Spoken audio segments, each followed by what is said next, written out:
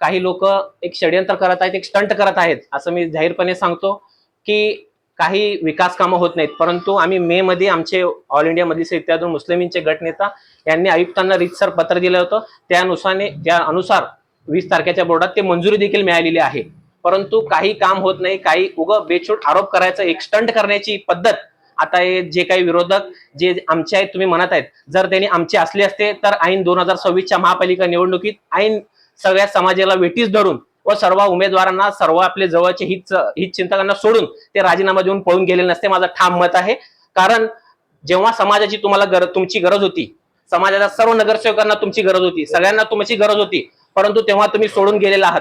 परंतु आता जेव्हा सगळे आमचे नगरसेवक 9चे 9 नगरसेवक एकंदरीत 9चे 9 नगरसेवकांनी 6,35,75,000 व स्वीकृत नगरसेवकांनी 66 लाख रुपयाचं विकास निधी काम केलेलं आहे. एवढं करत असताना देखील वारंवार फक्त एक ट्रिपसाठी सोलापूरचे लोक गोवाला, पुन्हा, मुंबईला, लोणावळ्याला जातात, परंतु ट्रिप करण्यासाठी मुंबईवरून सोलापूरला येत आहे का, असं सर्व सोलापूरच्या समाज बांधवांना एक प्रश्न पडलेला आहे की सोलापूरला महिन्यातून, 1.5 महिन्यातून, 15 दिवसात येऊन काय करणार.